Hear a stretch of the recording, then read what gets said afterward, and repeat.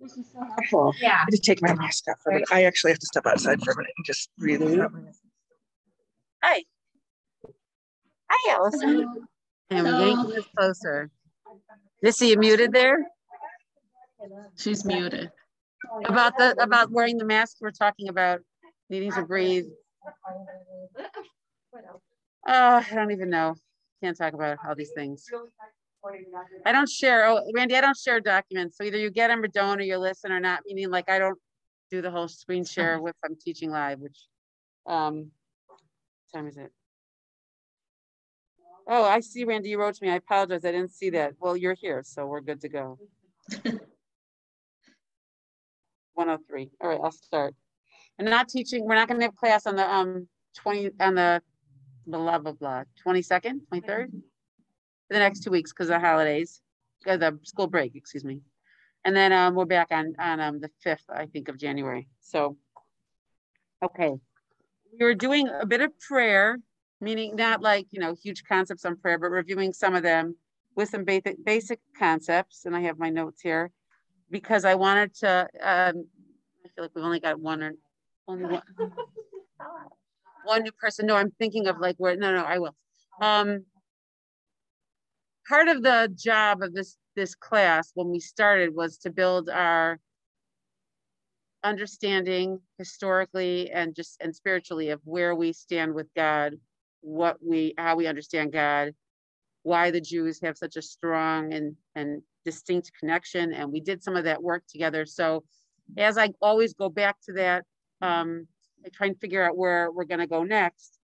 And so much of us being a distinct people and a distinct nation is because of what happened with Abraham and Sarah and Rivka and Yitzchak and Rachel and Leah and Yaakov, or Yaakov, Rachel and Leah.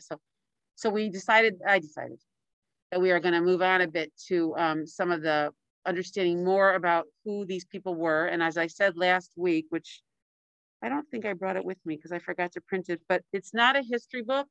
Hi, Annie. It's not a bibliography. I mean, we're not learning about these people and their intimate details. And I wanted to ask Rabbi Karsh, I was like, let's review this. And he said, the same way you wouldn't know the intimate details of anybody. You read the book. I remember reading a biography on Marilyn Monroe. I was just fascinated at her life. It was like, we're so sad, really. But we don't really know all the details. And yet we read it and we try and take something away from it, or we share what we learned. So that's the same way that we approach learning about the Avot and the Imahot, the mothers and the fathers. Like, what lessons can I learn? Why were these written down by Moshe? Why did Hashem feel the need to share them with us? And that we get to know these people. I had and they're all, you meet them, most of them, you meet some in Shmo, but mostly you meet them in the first book of the Torah, which is Breshit, which I've mentioned before in Hebrew, Breshit. In English, it's called Genesis. And today's the 10th day of Tevet. I just feel like always saying the day. Today's the 11th day. Yesterday was the 10th day of Tevet. And that's like, it was a half fast, which we spoke about a bit last week. And most of the fasts, I guess they all really relate to the destruction of the way that we got to connect with God in the most intimate way, which was through the Beit HaMikdash. And so there are different historical moments that happen that were like the big situations. And so those end up being, well, Yom Kippur is not one of them. But aside from that, the other 5 fasts kind of swirl around distinct moments in Jewish history that caused us to lose this. And for us to not really have a concept of what it is, this Beit HaMikdash, this temple. And sometimes I actually should bring my poster next time, if I remember, but poster of where the Western Wall or the Kotel is when we stand and we stare at it, or when we dream about it, if we haven't been there, or we see it on the live cam, where that is in relation to which part of the actual Beit HaMikdash that was destroyed and what was left standing. I was subbing, really. It's not really teaching, it's more babysitting at my kids, one of my little side gigs. And I didn't have anything to teach yesterday, which seems to be typical these days. I'm like, what am I teaching? And then when I read it, I don't understand anyway. So I was telling Ken that maybe because it was a fast day, I should ask them what's their concept of the Beit HaMikdash? Like, just give them a blank piece of paper and some coloring tools and let them tell me what they think it is physically or what it looks like to them, you know, in color or in their thoughts, and maybe even some words about how you connect to it. In the end, I didn't do that. They gave me a book to read and I let them read it, and it doesn't matter. It was the idea of it that made me think about this constant discussion. I mean, it's not the whole discussion of our hour here together, but it is something to think about. And so that was what yesterday was about, the siege on the walls of, I mean, on the outer walls of the city of Jerusalem. But this is towards the beginning of the first temple. Not that it makes that much difference. It's just interesting that she wants to know where it is. Because I carry with me, I've shared, Randy, we could send it to you. You're asking where it is on that cute little, I think it's 800.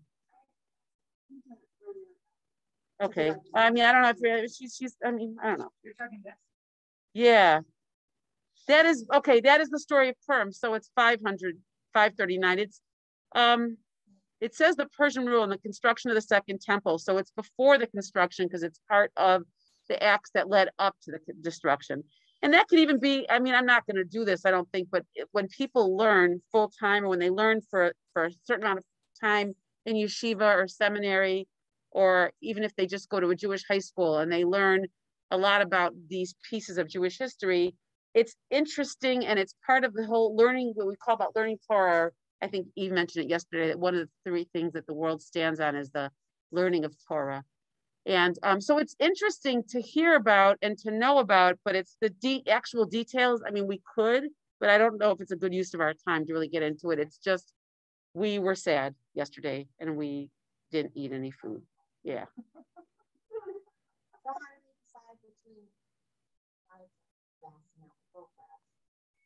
That's such a good question. I don't know if I have the greatest answer. No. No, the only fast in the Torah is Yom Kippur.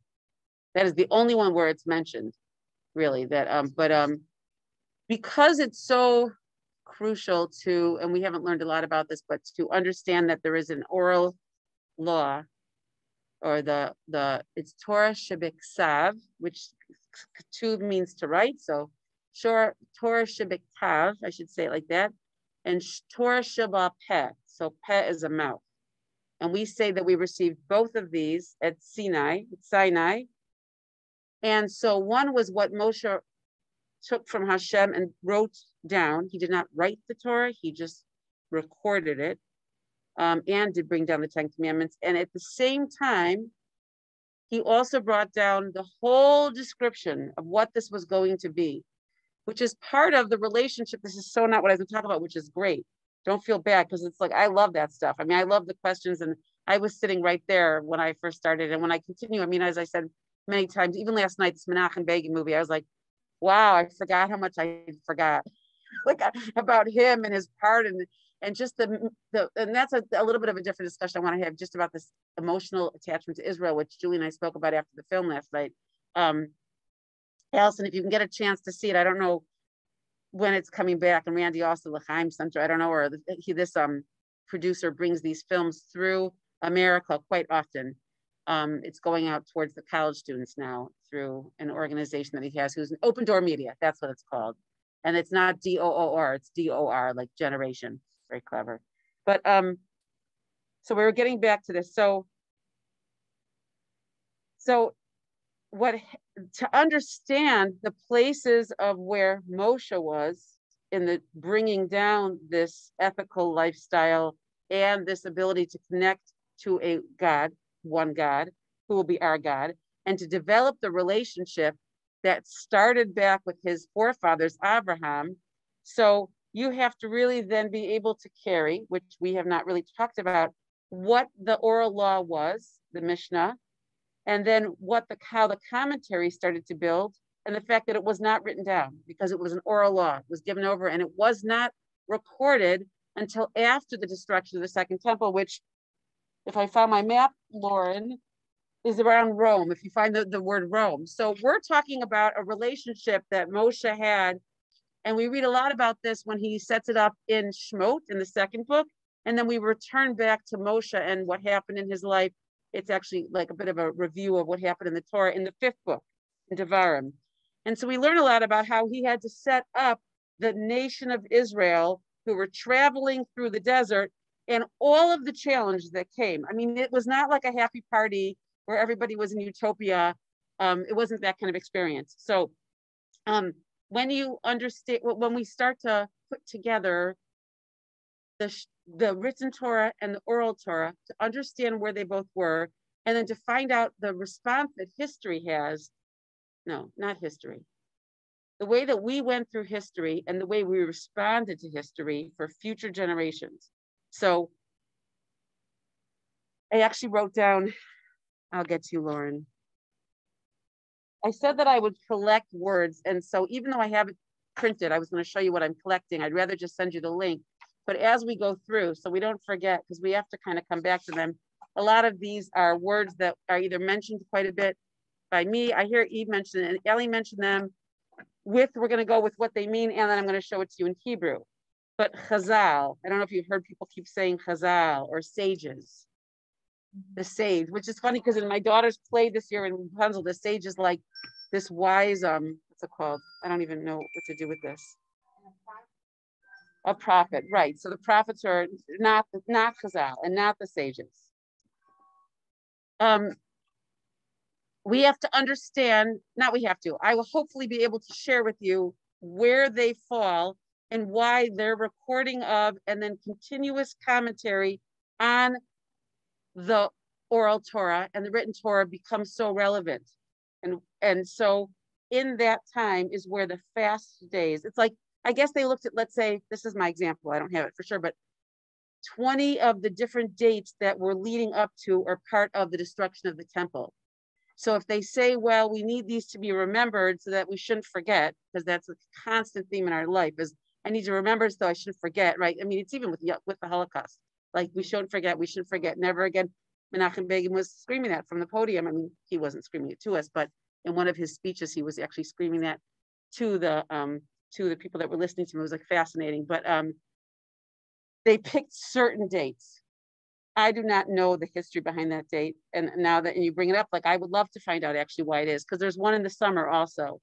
And then Tisha B'Av, the 9th of Av, actually has Torah sources on what will happen and sources from our history, from what happened around the temple and the Jewish people. There's a lot of different references to why the 9th of the month of Av is a full fast.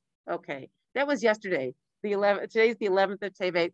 And this week's Parsha, I'm not doing a Parsha class at all. You can come to a different one here, but it's called Vayechi.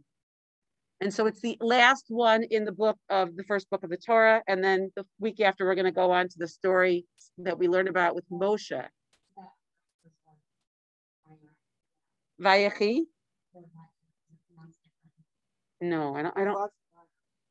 There's lots of bias. She's saying that it was Eliza's. Yeah, you had that moment where I don't know. I don't remember. Well, you could look it up and see what her parsha is. Lauren, you're fine? Laura. It's just not as hard as the full fast. I know, I'm kidding. Yeah, because our days start at night, because that's the way part of creation of the world. So it starts at sundown. And we don't have to figure that out. We just have to look it up and find out what sundown is. That's not for, there's no big science that I have to figure out. I just look it up. And then it's not the 25-hour experience where you wait into the 25th hour before ending Shabbat. It's just, it's sun up to sundown. So this year, time of year, it was a much shorter fast than what will be in Tammuz, the 17th of Tammuz. What? What'd you say? It's like a full day. It's a half day fast, and it's no, it's not 24. I don't know. It's 12. It's but yeah, it's half. I don't know. It was started at 5. It's a little bit. It's about 12. It started at 5:40 something yesterday morning, and it ended at 5:12,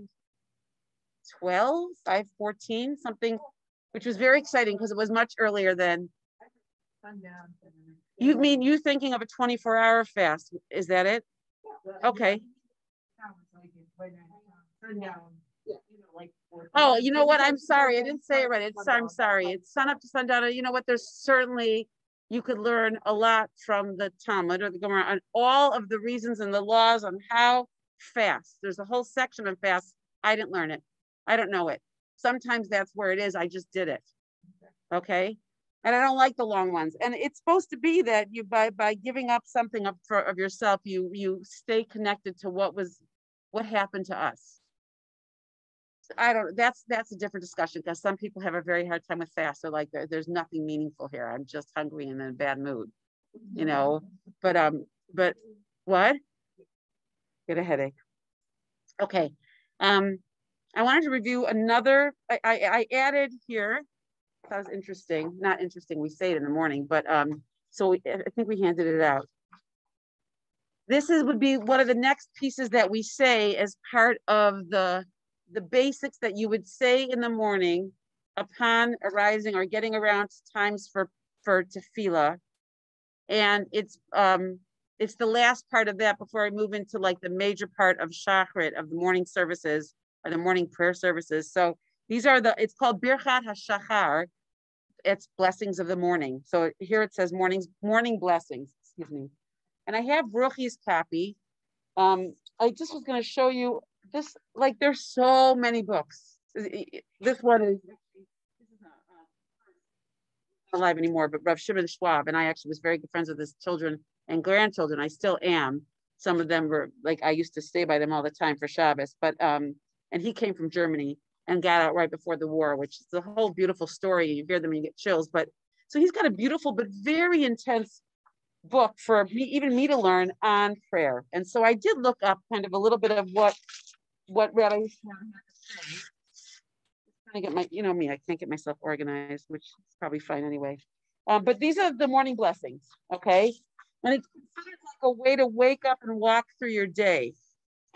And so, look at me. So Moda Ani here. Moda Ani is when you wake up and you say it. And we've spoken about that. And then we talked about, I mean, technically you're supposed to wake up, eyes open and say it. Yeah. But there are many people, I'm going to be honest, that wake up, eyes on the floor, stumble towards the bathroom and are saying it on the way. Yeah. And I even have kids who I'm like, did you say it? I'm like, I forgot. They're like, I forgot. Okay, so say it now. So, yeah. I mean, is it like a hard, fast rule? I mean, it's for me. It's not like I'm going to get in trouble if I don't say it. But if I do say it, if we're conscious of what we're saying, you gain, right? We gain sensitivity towards our day. And so then we talked about the Torah blessing, which I've handed out. And I did a little bit on Elokai Neshama, which is much longer than the Moda Ani, okay? And then we get to Birchat HaShachar. And there's, I think, 15 of them. She did not include all of them here, but that's what you see in front of you. What? I just heard an oi. Yeah, it's a lot. Where Dayenu? Yeah. Mine's Julie of reading Dayenu in the Siddur. And the Haggadah. Yeah, it could be that. Yeah, it's a big list. It is kind of like a walk through your day. Like I do this and then I do that. And then we go to this. I had it beautifully written out, but as you see me twirling through my papers, I can't find it. I specifically copied it. Any possible it'll show up at any moment. Here we go. Found it. This is from Rav Shimon Schwab's book. I didn't want to bring the whole thing in. I was just showing you, but from the Gemara, from the Talmud, we learn about many of the reasons why these were the order of the tefillot, of the prayers that were recorded by Chazal, which is also an acronym for Chachamim Zichron Livracha, which means the wise people, Chacham, Livracha, it was blessing that they should be remembered. So anyway, that when people say Chazal, if you hear that, or the sages, these are right at the times of the destruction of the temple. It's like, we're going to write this down, and because we cannot lose this. Yeah, Lauren. No, the Great Assembly was earlier. That was at the times when Tanakh was sealed. But good question.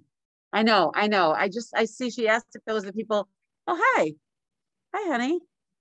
We have a friend whose daughter's class is quarantined, so she doesn't have COVID, but her friends do. And so she, hi, honey. I've got a third grader that's also listening to class right now. A third grader. So cute. And there she goes. Okay. Bye, Hannah. Okay, that was just like look up them. There's Hannah like staring this like television sometimes. We're friends, Hannah and I. Okay, this is what he says. There are 15, what? Oh yeah, especially this one. She's like more internal. She's not like whatever. Okay, reciting these 15 brachos, we say each morning is based on two different sources, and they're from the Mishnah, which is the oral law, not the commentary on the oral law, which means that the way that we walk through the day is comes. I mean, it's legit, I guess you would say, if you really wanted to know where it comes from. But I just wanted to tell you how this went. When we talk about who gives sight to the blind, it's like when we wake up and we wake up and we understand that we have meaning, which means the moda'ani, we're alive. Okay, so just distinguish between day and night. You have it in Hebrew, then you have it in English, Hebrew transliteration than English. So I'm just going to read this to you, but it's much longer in the pages that you have. So blessed between who gave the heart understanding to distinguish between day and night. Then when he touches his eyes, so that's who gives sight to the blind. When a person should move their limbs and sit up, that's who's releases the bound. When we get dressed, blessed is he who clothes the naked. Darren, just listen. And then I'll go, just listen. When we stand up, blessed God who straightens the bent.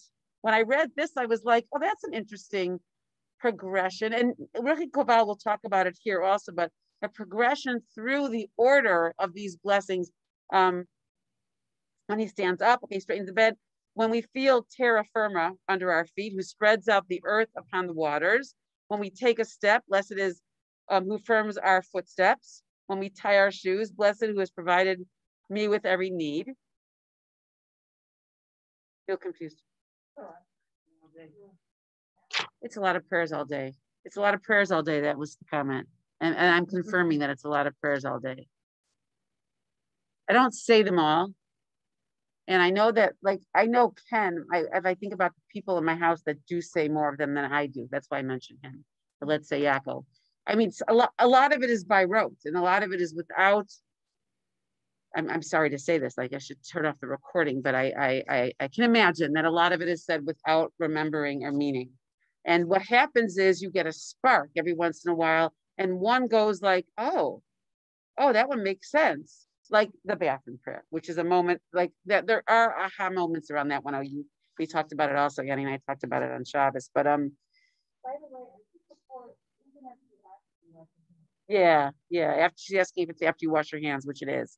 But and I don't want to spend the whole hour on this. I mean, I don't want to continue on. I wanted to hand it out because the way I like to do it is to keep coming back to it. But mostly what happens is there's something in one prayer that speaks to you, or two or three. And those are the ones that you attach to and maybe add into your day, okay?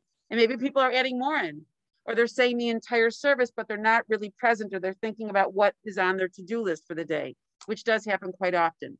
So the goal for me to hand this out is not like say it, I mean, you can, that should be the goal, but a lot of it is to learn it and see again, what I've said many times is like, what is this Jewish life about? What is if there isn't a point and it's not meaningful, which goes all the way back to the beginning when we were learning from the infinite light, that I don't have to do any of this. And I can just float through. And I don't know, I mean, I'm not saying it would be a bad life. I'm not saying what it would be, but I would rather take what my heritage is and make it meaningful, which is why we look at this. This is not sent out to stress you out. It is sent out as like an illumination, like, oh, wow, look at that. And anyway, the Rabbi Schwab goes through and just talks about them, and it's in great detail. That's why I said, look, I didn't bring the book and I just brought in the cover. Okay, you can ask two questions, and then I just want to, because then I'm gonna. No, it's not me. I don't have that much today. What? The first one is a double negative, is not just a translation, where it's not. Oh. Okay, I actually have a note here.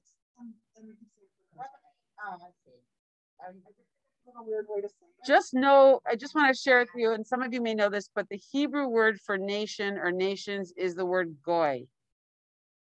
That's it. The definition that when you read it in Hebrew in the Torah, goy means nation. Now, how do we know goy? That's not true. Yeah, no, it's Hebrew, but it became. Oh, sorry, nation, and then it's a different. It's the same thing, meaning that there are nations of the world that we knew about. I know she's like so much. There are nations of the world that we were living with. Many of them are listed in the Torah, and we are talked to and talked about with God to Abraham all the way down as to watch out for these, like Amalek. Be careful. Know that these ones weren't so nice to you. Know what happens down in this country. And I mean, it's a little bit boring to be without saying, separate myself from the holiness of the Torah, but sometimes you get through a weekly Torah portion and it's just a bunch of cities. And I mean, right? And if you remember, you're like, your mouth can't even say them. You're breaking your teeth over them because they're cities you've never heard of. So it became a derogatory term that I believe happened from Europe that we needed to say to ourselves to protect ourselves against the kind of destruction and anti-Semitism that we were facing. I don't think goy as a derogative term was used back in the times of the Rambam or the Ramban. I don't think so. I think it's a much more current, and because we were raised with it, and then we learned it was like a slat, it's like not a nice way to say it, so we avoid it now.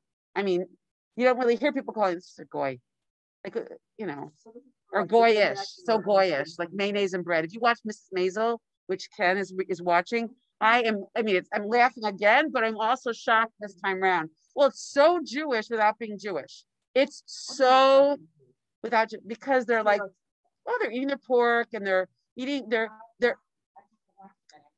they are not keeping mitzvot and they're so Jewish. You could say it, that Lauren, well, can I say, I'm telling the recording. Yeah, but in the 50s, when you're only 10 years after, or 7 or 6 years after the Holocaust and the atrocity of that, but I'm saying even there was a stronger sense of being a Jew versus a non-Jew in America. There was in the early 1900s about what happened and what it took to live here and to not be able to work on Saturday. I mean, that's if you were even observant back in the early 1900s, or what you were escaping from. You don't think so, Lauren?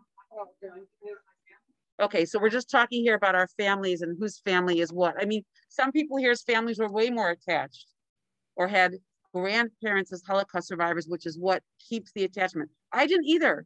I would say most of us in this room don't. But we still knew what the word goy. Yeah.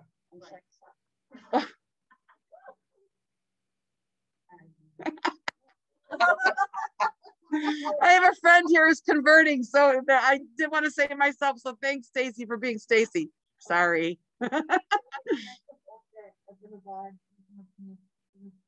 I'll tell you. Okay.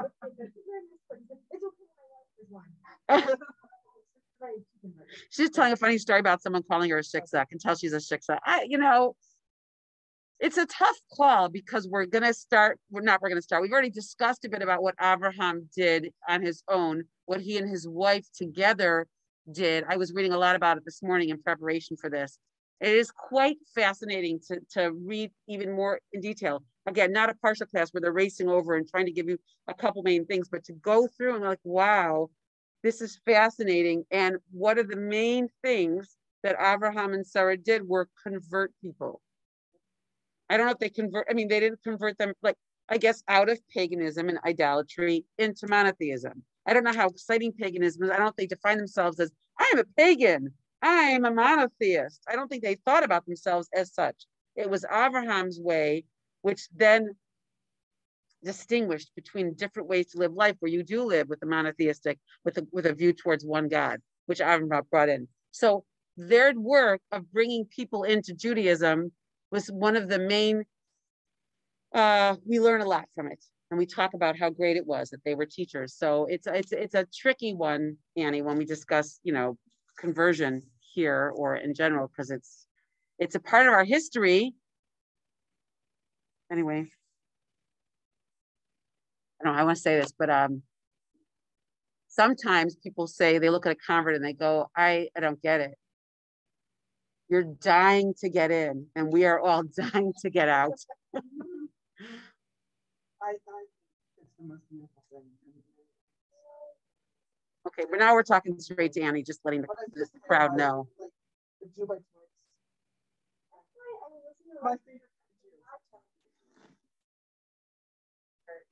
feel it in your soul. Yeah, like you have to do it. What if you have children who are not true and you adopted them, and then you convert your children? People must have known that they were gonna that was gonna be their path in life. Well, I don't know. I'm not like Laura. Laura is. So Laura is. And I try to be something amazing in my sensitivity towards the room while teaching from Zoom. Somebody can ask me, well, I'll try to keep it going. It's not the easiest thing to do, but it helps everybody be included. But if you want to share it, but I think now. Well, no, I'm not sure what they're saying. This was some soul to my choice. You know, that's always comes to the question. It was something that was always really important to me that we follow and go and do the conversion instead of you're being raised as a Jew. But my son is adopted. So he came to us like on a moment's notice. We found out about him on Sunday. He was in my home on Wednesday, and on Sunday I had a bris. It was like a really quick, oh my God, here we are. We're going to be parents. And so we had a bris done by a moil, and he got his Hebrew name on that day. And we waited till he was 1 year, but I did take him to the mikvah, and we did give him, and he was just bar mitzvah a year ago. And it was, what I have laid work. That's what I like to say is that I laid it out to him. What he chooses in his life, I hope. Why I come here a lot of times so that I can lead by example, so I can have it in my home. Now that my kids are mitzvah and we no longer belong to a show, I want to just kind of lead by example. So, we do. I like windows, and I try to have some things in our home. I come home with the information I get from you and from me. I bring it up. So I don't know, my family, we're all different. All my siblings are all different in the way that they live their life. Yet we will all be the same way. And my brother very well. And so it's just this, if it's ad nauseum, you can tell me afterwards. When maybe I'll clear it up a little bit. But as I tried to go through Schwab's book, which is intense and heavy, and the rabbi from Darchei Noam actually had a class on Tuesday nights, and it was on this book, and I hope he's not listening. It's really hard to follow, and I was a little bit, I don't say bored, but it's not that it's dry, it's just technical, and I don't relate to it. That I'm more inspired, I'm more emotional. No, now he's moved on to Shabbat. Okay, so I was at the movie. No, I was at this film. I was watching a movie. It was like Gucci or Menachem Begin. Gucci or Menachem. I chose Menachem Begin. There were people coming in. I'm like, are you going to like Gucci? I'm like, wrong film. But okay, and not wrong for me. What? Oh, West Side Story. He did not go to prison. Oh, I mean, in Russia, I don't think she means that. I don't think she means that. Okay, let's stay focused for the sake of Zoom, and then Annie, we can always get back to that. Well, when you said that you lead by example, so that is where hopefully when we meet up again, that and I'm doing this with my bat mitzvah students, so it's encouraging for me to get it down, but to really, Susan and I have learned a little bit this too, but to really understand not only what we're supposed to take from learning about the imahot and the avot, the mothers and the fathers, but also this concept of spiritual DNA, and that what they did implanted within them a way to be that they then passed down. And it's spoken about with Yaakov, the third, and Rachel and Leah, that their work was so important because their families were growing And they knew that in their 12 children, they actually had Dina. They had more than 12, but the 12 sons we talk about, but they had a daughter, Dina, and there's a big story about her in the Torah. But the job was even greater. I mean, Abraham's job was important, but then it was really Yitzchak's job and his wife, who was the real strong one, Rebecca, that their kid should have it. And they had 2 kids. They had these twins, okay, whatever. It's like I'm delving into harsher stories. But if they were leading by example, and they were leading by a bad example at times, like what not to do, then I'm just doing what they're doing. And so are you. So when you said it, it just gave me kind of like a boost, because I too am trying to lead by example. Like I sometimes am concerned I'm getting recorded, but when we talk about Ali talks on Monday from Pirkei Avot in the Mishnah about acquiring a friend for yourself. And the verb is not making, because you're supposed to make a leader for yourself, so a spiritual guidepost. And the word is Rav, which I should put on here because it means great. Rav means a lot, actually. It's Reish Vet. And so from the word Rav comes the word rabbi, which again is like sort of great. And you can tell me you know a lot of not great rabbis, and you know a lot of great rabbis, but I've also got great spiritual leaders and teachers in my life who don't have that title in front of theirs.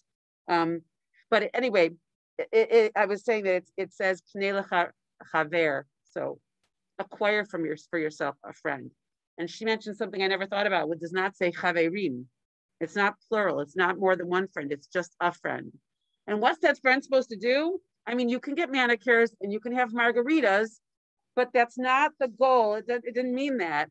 You can play canasta, which is something that we're trying to do here. Some of us are trying to learn canasta, but mostly it's somebody that's like a sounding post, but it's also a mirror.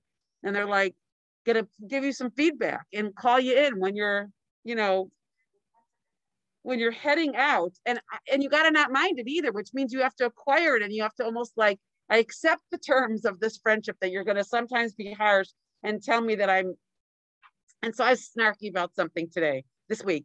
And so somebody, one of my few, so I have more than one chaver that are like Chava. It was not so nice. I'm like, right. And I know it is not one of my strong points. And we all know what we have. And I don't have to feel embarrassed telling you, because we learned that Avraham Avinu, I just was on with my teacher, Mrs. Pavlov, Rebbitzin Pavlov. She teaches at 10 a.m. I do it. I should tell her, but I'm listening and I'm also typing part of this class. So sometimes I'm taking what she says and I'm typing it, and it all gets mixed together because I usually take notes, but I can't miss her. I don't want to miss her. She just turned 71. Like, a month ago she was 70. I just heard she's 71 anyway. So just the discussion of these people, the Avot and the Imahot, who we're going to move on to learning from, because they help us understand who we are. We're not perfect. And there were a lot of tests, and some of the tests were failed. And if you read it, which I said last week, if you read it just in the Torah without going to a class or having somebody help you understand what's really going on here or what's not going on, it doesn't look so good. Doesn't look so good. You could say to yourself, this is not something that I want to follow, okay? But how was I getting towards that? Oh, leading by example. Well, I have to be so careful not to lead by a poor example in the areas where I am not strong. And everybody does, Jew, non-Jew, I don't say the other word that we were talking about in here. Any parent that we know is hoping to, I think, lead by example, positive example. And then we have to go find what that positive is. And so we obviously say here in this room, I'm going to use the Jewish tradition to support what my view of positive is, or what I've learned is that positive, meaning good, like ethical, with boundaries around what you do and what you don't do come from the Jews. And it was such a shock, which I mentioned before, for Abraham and Sarah to live in such a certain way, which is, I think, why so many people were showing up at the tent doors. Like, this is so fascinating to me. This is a new thing. I've never heard this, so many different discussions that were had about the difference between paganism and praying to and sacrificing to these concept of many gods, and what one God is. Anyway, I kind of get off topic. I think maybe I shouldn't be recorded. I sometimes wonder, because I don't know if anybody listens, so it would be very... You're following it? I mean, I'm going somewhere. I have stuff written down. Oh, with me, you mean? I get back to it? So you led by example. So we're all trying to lead by example. So I'm going to come back to this, what we're doing here with Conversations with God. I don't have to read it out loud. You have it here if you want to read what this author, Ruchi Koval, writes about her feeling about each of these morning blessings. She did not put all of them in, which she states. And on page 36 is where she starts a discussion in English about what she thinks about each one. And so you can read what they are. Oh, there's Allison pulling out. Allison has a copy of it at home. You can read what they are here, and you can read it in transliteration, and you can try and understand it. Or you can also see what she has to say to maybe take, not maybe, to take it and maybe make it more relevant to your day.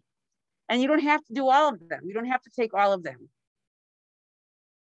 I kind of learned from her, I learned from Rabbi Karsh a bit, but prayer is an intellectual and emotional way to attach yourself to God.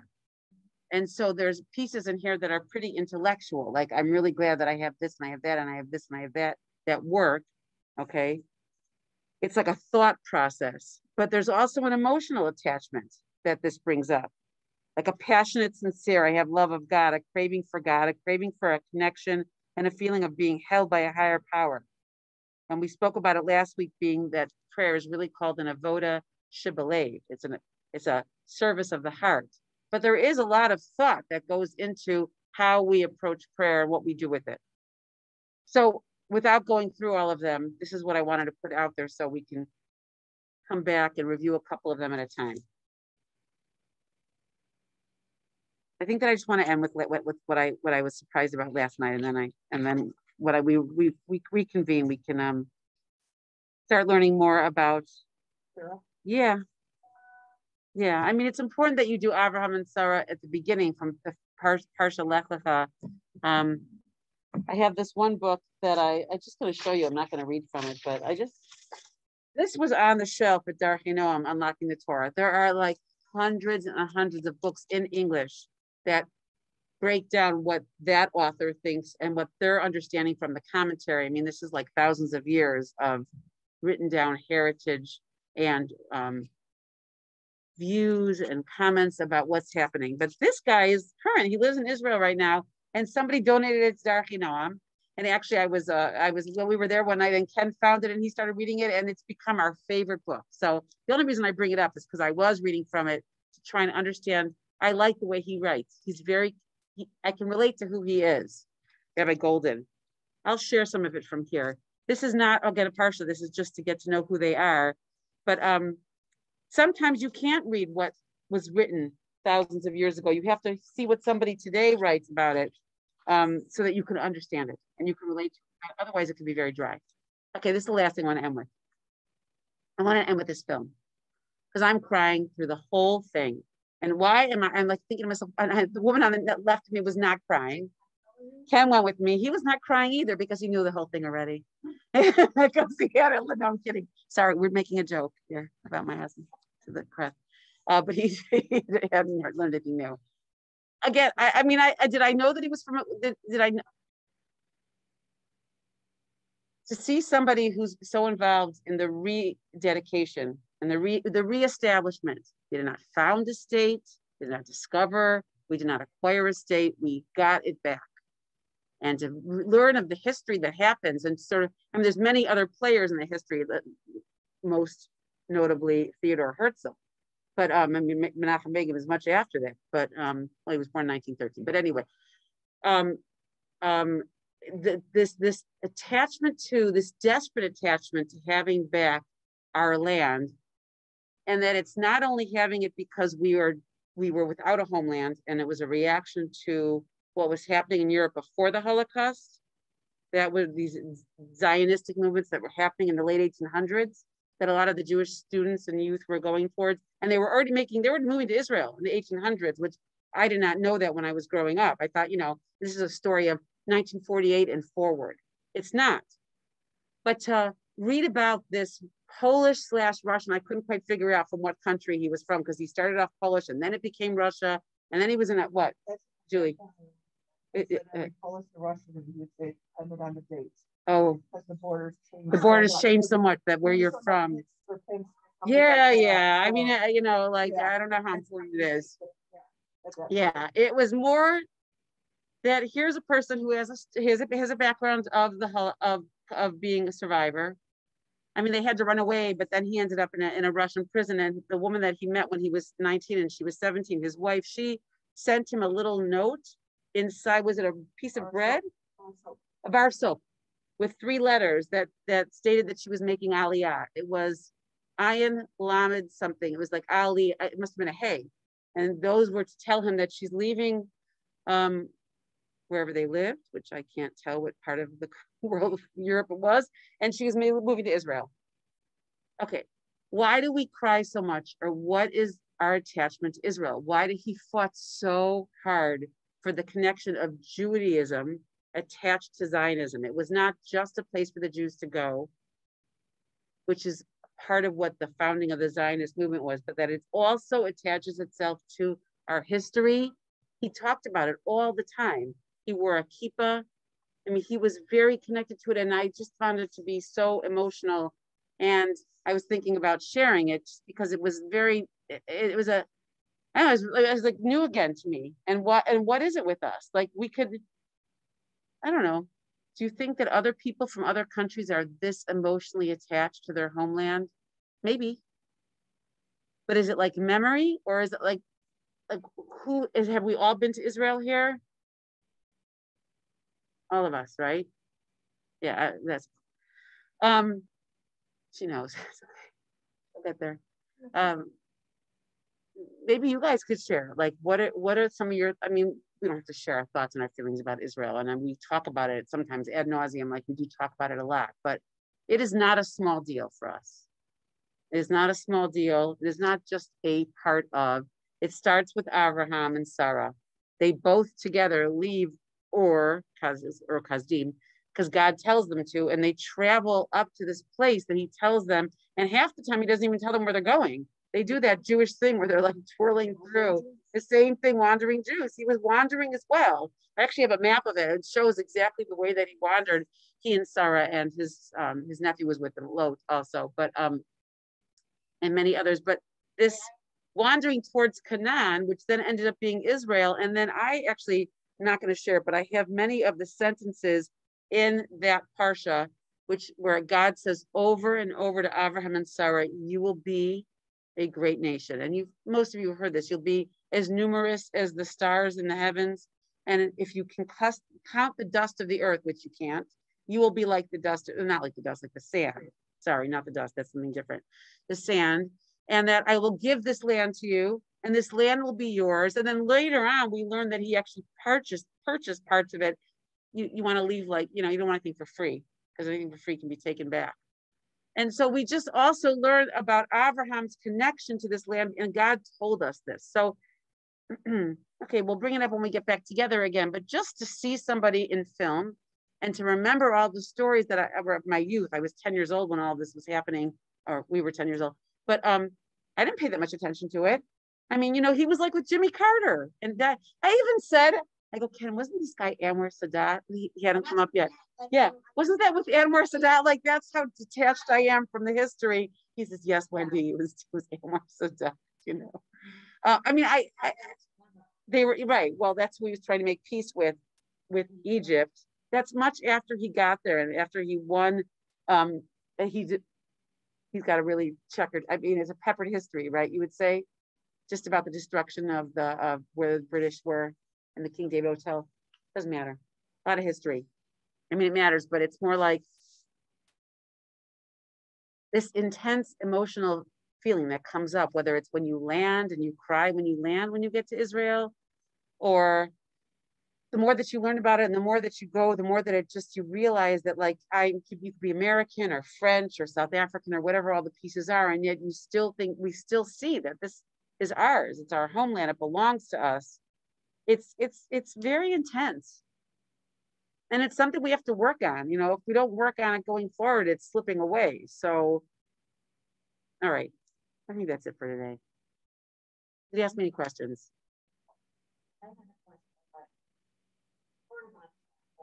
Should I cancel this? Should I, you want to, Stacey has a question. Should I keep this going? I'm going to dance the recording. Okay, she's going. Oh, there's Hannah again. Go ahead.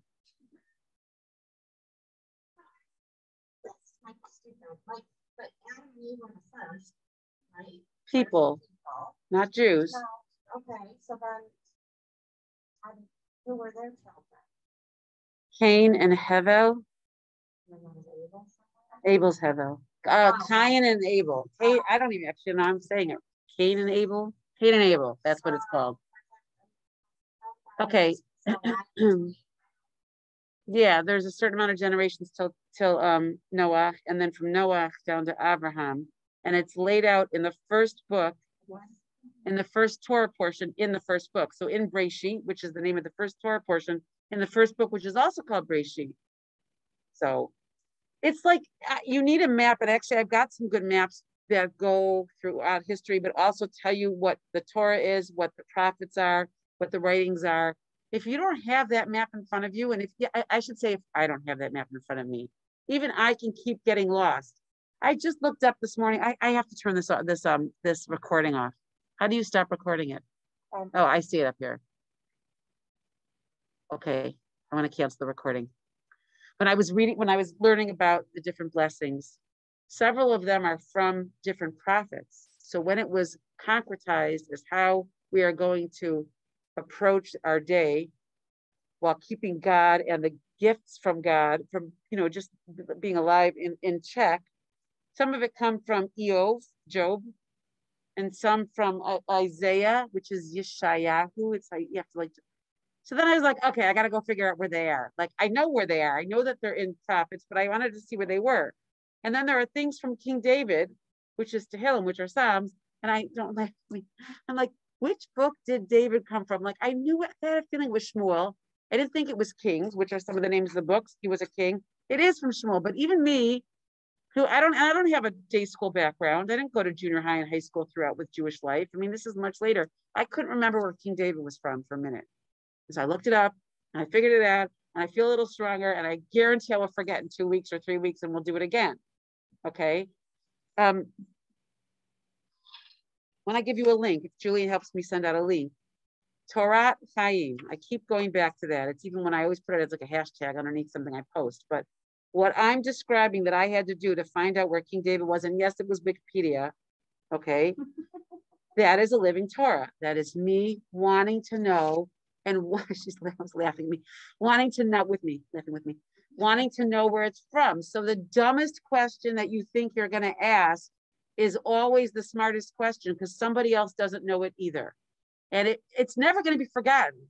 I just don't want to be with the ones that forget it. Judaism is never going to slip away. It is never going to go away in the way other nations have gone. It is going, God said, and it's still to be. I just don't want to be part of the people that forgot it.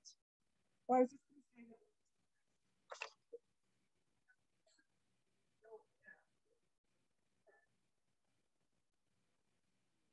And I'm poking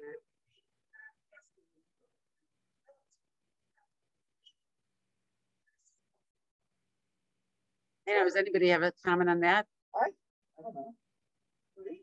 I mean, I agree, but I want to see if anybody else. Annie, you want to see? Annie came for Shabbos, the whole Shabbos this week. Oh. Last week. And so on Thursday, she goes, I'm bringing my list of questions. And I wrote straight back, you can ask Ken. Right, like Ken, like that. And she's like, oh boy, poor Ken. Oh, she said, I'm not going to ask Rabbi Karsten this time. I'm going to go ask Ken. She comes and do you mind? I should ask your permission. Adorable. Sitting at the kitchen table. She's got papers and they're all layered, and she's layering them. And I got what was going on. It was adorable, but like there's a lot of questions that she has. And she's got them all, and it's part of the process of becoming Jewish and laying out. And I think at one point Ken looked in, didn't he go? He goes, oh boy. there was something like that. And I'm like, Annie, bring him into the dining room. Like, forget the kitchen. So she lined him up there. And there was a lot of questions. So I don't envy you. And I've had to go ask them also, but I've had 28 years of the benefit of not 1 year, but 28 years of like trying, not that it's only been 1 year, but that asking of questions, or the fact that Rav Shimon Schwab or Rabbi Golden or Rashi, who was Rabbi something ben Shimon, Rabbi Shimon ben Yitzchak, that's his nickname, Rashi, that they all asked their own questions, and that people came to them and asked questions. So this great story. I say I'm going to finish and I don't finish, but there was a group of people who were learning in a yeshiva. That's how some of these stories start. And there was one of their teacher, the rabbi, was around, and he also answered questions for the community. So a woman came with a chicken bone that was broken. And if you have a broken bone in kashrut, you have to ask if you can actually eat the food. Yeah, this is all like in kashrut, okay? And she asked if she could serve this chicken bone, like a leg, to her cat. Because it's broken. You're not supposed to have bones you're not supposed to eat from an animal with a broken bone. She's worried about the cat. So he gave her an answer. I think he told her it was okay. He leaves and his students say, why did you answer that question? They asked, what did you take the time? It's a ridiculous question. Kashrut doesn't relate to animals. They don't have to keep the laws of kashrut. And his answer was, and this is where I will leave you with this. This is an answer because it helps a lot, is that if I didn't answer that question, if I would have told her that's not a good question, that's a ridiculous question, she would have never come back again. And she wouldn't have brought the other questions that we all have about how to do this or how to do that. And I think that everybody in this room has had an experience like that, where maybe you bring a question or a thought to a Jewish person you think a leader, and you don't get the answer that you needed, or they didn't have the time, or whatever it is. People are human, but hopefully you can answer questions sensitively and with enough information or non-information. I don't know how much of your papers we answered, but it is always like that. That is the living Torah. It's also part of it is that the oral Torah did not die back in the days of yore. So that when we talk about keeping Shabbat, and we talk about the laws of Shabbat, if you're in a new century where they have new technology like an oven or a car, you have to figure out how that fits into the keeping of Shabbat. And then you have to have people who are knowledgeable enough about the categories of work, and I could go on, but like that's living to figure it out.